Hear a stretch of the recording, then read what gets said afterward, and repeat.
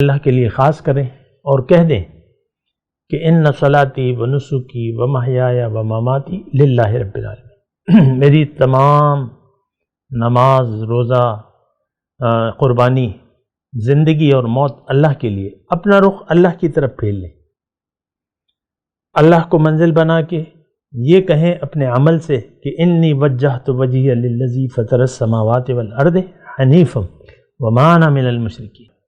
اعوذ باللہ من الشیطان الرجیم، بسم اللہ الرحمن الرحیم۔ اللہم صلی علی سیدنا محمد معدن الجود والکرم وآلہ وسلم۔ سامعین و ناظرین اکرام، السلام علیکم ورحمۃ اللہ وبرکاتہ۔ آج کا ہمارا موضوع یہ ہے کہ بندگی مشکل کیوں ہے۔ دیکھیں، بندگی اس لیے مشکل ہے کہ ہماری نیت خراب ہو گئی ہے، دنیا میں آ کے ہماری نیت خراب ہو گئی ہے۔ تو دیکھیں، نیت پر بڑا ڈیپینڈ ہے، دنیا میں بھی آپ دیکھ لیں، جہاں بھی آپ کی نیت خراب ہو جاتی ہے۔ یہ سرکاری اداروں میں کام کیوں نہیں ہوتا؟ ان کی نیت، وہ کام کریں یا نہ کریں تنخواہ ان کو ملے گی۔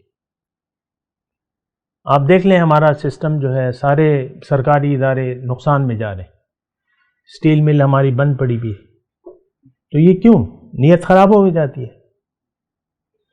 تو جہاں بھی نیت خراب ہو جائے، جہاں بھی خلوص باقی نہ رہے، نیت خراب ہو جائے، گھر میں میاں بیوی ہیں اور کبھی ایسا ہوتا ہے کہ بیوی اپنے شوہر کی جان لے لیتی ہے اپنے آشنا کے ساتھ مل کے، یا جو بھی ہے، ایسے واقعات آتے رہتے ہیں، تو نیت خراب ہو جاتی ہے۔ تو پھر وہ رشتہ بھی ایسا ہو جاتا ہے، شوہر مار دیتا ہے اپنی بیوی کو، یا جو بھی اختلافات ہیں۔ نیت اور نیت کے خراب ہونے سے کام خراب ہو جاتا ہے، یہ بات نوٹ کر لیں۔ اور ہمارے دین میں بنیادی جو بات ہے وہ نیت کی ہے، یہ بھی نوٹ کر لیں۔ اللہ کی بندگی کی نیت نہیں ہے تو پھر بندگی مشکل ہے۔ آج موضوع بھی یہی ہے نا ہمارا، کہ بندگی مشکل کیوں ہے؟ کیونکہ رب ہماری منزل نہیں ہے، ہماری منزل دنیا ہے۔ تو بس بندگی پھر ہماری سمجھ میں بھی نہیں آتی۔ آ بھی جائے اور آپ کی نیت خراب ہو پھر بھی نہیں ہو سکتا۔ حضور صلی اللہ علیہ وسلم کی مجلس میں منافقین تھے، ان کی نیت خراب تھی۔ رحمت للعالمین اور جو بھی ان کے درجے ہیں، لیکن ان کی مجلس میں ایسے لوگ موجود تھے جن کی نیت دنیا بن گئی، خالص نہیں تھے وہ نیت، ان کی باتیں سمجھ میں نہیں آ رہی تھی۔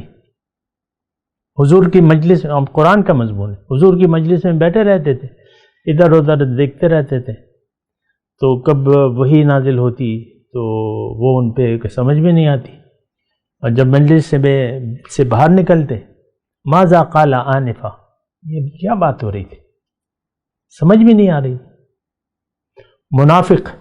منافق کی نیت خراب ہوگی۔ تو اسی طرح وہاں کے یہود تھے مدینے کے، پرانے مسلمان تھے ہماری طرح، ان کی نیت ہو گئی دنیا کی ہماری طرح، تو رسول سے انہوں نے جنگ کی، ایمان ہی نہیں لائے ان پہ۔ 2 قبیلے جو ہے نکال دیے گئے، خیبر چلا گیا ادھر ادھر، اور تیسرا جو ہے اس کے بنو قریظہ، اس کے محاصرہ کر لیا حضور نے۔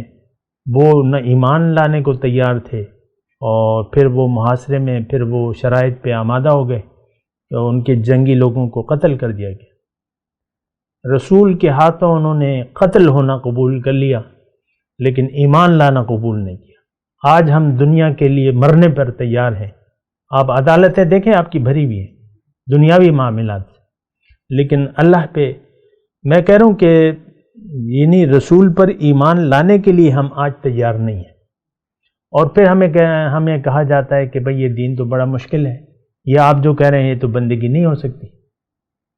بھئی آپ اب پہلے نیت تو بنائیں، قربانی کا جذبہ پیدا کریں، کسی صحیح مرد صالح سے تعلق قائم کریں، اس کی صحبت میں رہیں، اور پھر جو بھی ہے وہ پھر اس کی تفصیلات ہیں۔ لیکن بندگی بہت آسان ہے،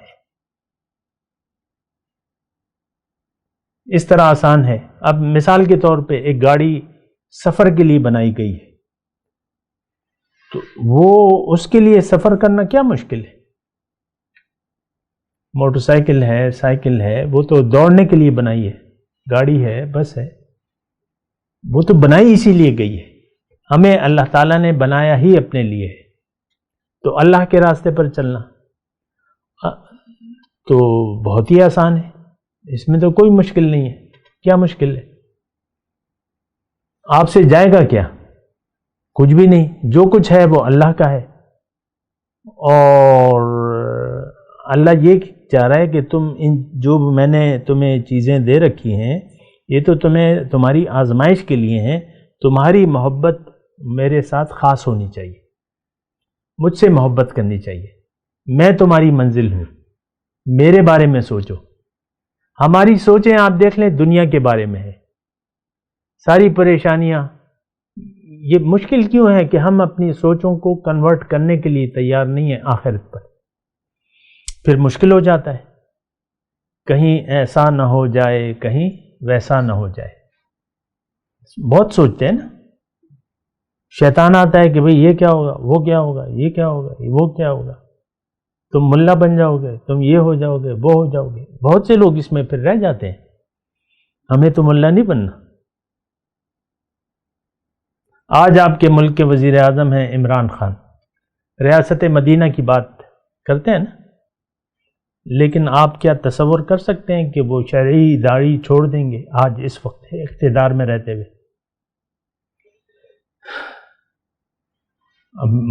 بات کیا ہے ریاست مدینہ؟ عمل ہم سوچ بھی نہیں سکتے کہ آرمی چیف اور وہ دونوں مل کے اکٹھے ہو کے کہ چلو یہ ایک سنت ہے، یہ پوری کر لیتے ہیں۔ سوچ سکتے ہیں آپ؟ وہ ہندو مودی نے تو داڑھی سنت کے مطابق کر لیا، آپ کو پتہ ہے؟ وہ تو اپنی اس کی سوچ ہے، وہ سنت کے حساب سے تھوڑی کی ہے، نیت تو اس کی بھی خراب ہے۔ تو داڑھی بھی تو خیر اسلام نہیں ہے، اسلام میں داڑھی ہے، آپ داڑھی رکھ بھی لیں، نیت آپ کی خراب ہو تو داڑھی آپ کو کوئی فائدہ نہیں دے گی۔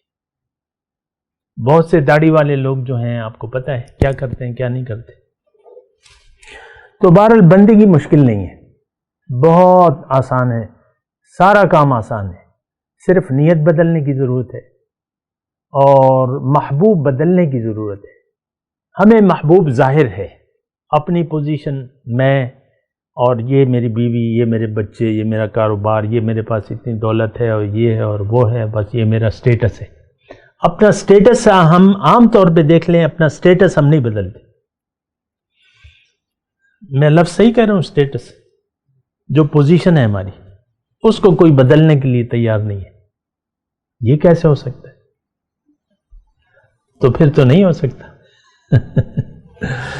پھر تو آپ شیطان کے ساتھی ہیں، شیطان کے راستے پر چلتے رہیں۔ نافرمانی ہماری عادت پہلے بھی تھی، اب بھی ہے۔ تو دیکھیں، جب تک نیت نہیں بدلے گی دنیا میں زندگی گزارنے کی، آپ میں تبدیلی نہیں آ سکتی۔ نیت بدلیں، زندگی کو اللہ کے لیے خاص کریں اور کہہ دیں کہ ان صلاتی و نسکی و محیایا و مماتی للہ رب العالمین، میری تمام نماز، روزہ، قربانی، زندگی اور موت اللہ کے لیے۔ اپنا رخ اللہ کی طرف پھیر لیں، اللہ کو منزل بنا کے یہ کہیں اپنے عمل سے کہ انی وجہت وجہی للذی فطر السماوات والارض حنیفا وما انا من المشرکین۔ تو کام بہت آسان ہے، نیت بدلنے کی ضرورت ہے، نیت میں اخلاص کی ضرورت ہے، اور پھر قربانی۔ اب قربانی کیا، جو ہے تمہارے پاس 5 پیسے ہیں، 5 پیسے دے دو، نیت بنا لو کہ جو میرے پاس ہے وہ میں دینے کے لیے، اللہ کی راہ میں قربان کرنے کے لیے تیار ہوں۔ بس یہ ایک نیت ہے۔ اب ابراہیم علیہ السلام کے پاس اپنی جان تھی، انہوں نے فیصلہ کیا کہ اس کو آگ میں ڈال لیں۔ آپ دیکھ لیں تاریخ میں، انہوں نے کوئی ریزسٹ نہیں کی، اپنے آپ کو آگ میں، جان ہے نا تو ٹھیک ہے، اگر تم لوگوں کو فیصلہ ہے تو ڈال دو مجھے۔ اب بیٹا تھا، چلنے پھرنے کے قابل ہوا، خواب دیکھا کہ میں قربان کرنا ہوں، وحی نہیں تھی، مطلب ایسی وحی نہیں تھی، خواب تھا. تو پھر بیٹے سے کہا، بیٹا بھی وہ ہے نا کہ یہ فیضان نظر تھا یا کہ مکتب کی کرامت تھی، سکھائے کس نے اسماعیل کو آداب فرزندی. تو بیٹے سے کہا، بیٹے نے کہا ٹھیک ہے، یعنی آپ کے پاس جو ہے، جو آپ کر سکتے ہیں، جو حکم ہے بس آپ وہ کریں. فاصدع بما تؤمر، جو حکم ہے اس کو کرو، جو کر سکتے ہو وہ کرو. پکڑ اس وقت ہوگی کہ آپ کی نیت خراب ہو جائے، یا آپ جو کر سکتے ہیں وہ نہ کریں، پھر آپ کے راستے میں رکاوٹیں آئیں گی، آپ کو مشکل لگے گا، آپ وہ منزل پھر پا نہیں سکتے. تو خلاصہ کلام یہ ہے کہ خالص اللہ کو نیت بنا لیں، اللہ کے راستے پر چلنے کا عزم کر لیں، کسی سچے شخص کی رہنمائی میں آپ اپنے سفر کا آغاز بھی کریں اور اختتام بھی ہو جائے گا. وآخر دعوانا ان الحمدللہ رب العالمین. مولاي صل وسلم دائما ابدا على حبيبك خير الخلق كلهم